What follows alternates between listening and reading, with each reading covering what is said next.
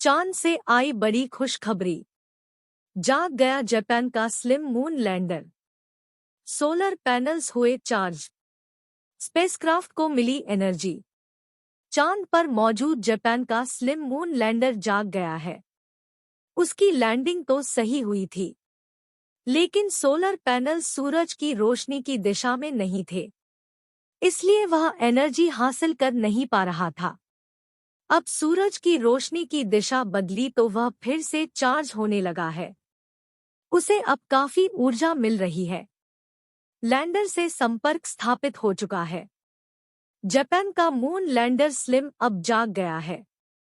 19 जनवरी 2024 को स्लिम ने चांद पर अब तक की सबसे सटीक सॉफ्ट लैंडिंग की थी, यानी टारगेट से मात्र 55 मीटर दूर। इसे चांद पर दुनिया का सबसे सटीक यानी पिन पॉइंट सॉफ्ट लैंडिंग कहा गया। लेकिन सोलर पैनल्स की दिशा सूरज की तरफ नहीं होने से वो चार्ज नहीं हो पा रहा था। आखिरकार 10 दिन बाद जब सूरज की रोशनी की दिशा बदली, सोलर पैनल्स चार्ज होने लगे। उससे स्लिम को काफी ऊर्जा मिल गई। इसके बाद जापानी स्पेस एजेंसी जक्सा ने स्लिम के साथ संपर्क भी स्थापित कर लिया। अब जापान स्लिम के साथ लगातार एक्टिव मोड में संचार कर रहा है। स्लिम का मतलब है smart lander for investigating moon mission. मारक क्षमता से रेंज और सटीक निशाने तक। अद्भुत होगी मेड इन कंफ्यूज दुनिया में होते हैं ये हैरान करने वाले असर। इससे पहले 24 जनवरी को स्लिम की चांद की सतह से पहली तस्वीर मिली थी। वह एक ऐतिहासिक फोटो थी। तस्वीर लेने वाला कोई और नहीं, स्लिम के फोटो उसके साथ गए एलिवी-2 रोवर ने ली है। अब नई फोटो ने यह सबूत दे दिया था कि जापान ने चांद की सतह पर विज्ञान और तकनीक के झंडे गाड़ दिए हैं।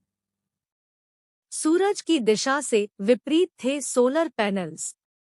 जो तस्वीर दिख रही है, उसमें स्लिम लैंडर टारगेट से 55 मीटर यानी 180 फीट दूर जरूर गया, लेकिन लैंडिंग सही हुई।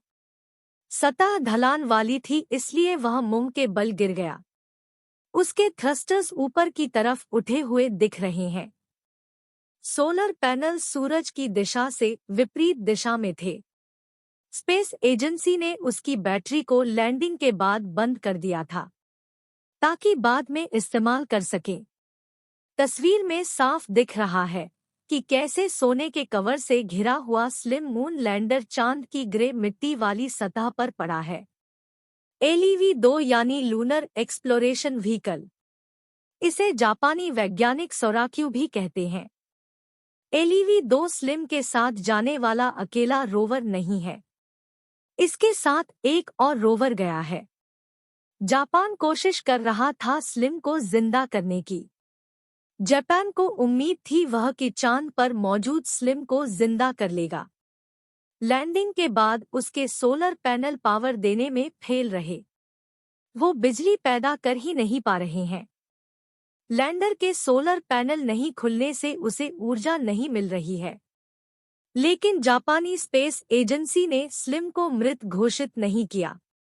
स्पेस एजेंसी ने कहा कि चांद पर लैंड होने के बाद जब सोलर पैनल नहीं खुले, तो एजेंसी ने जानबूझकर लैंडर की बैटरी की क्षमता को 12% कम कर दिया।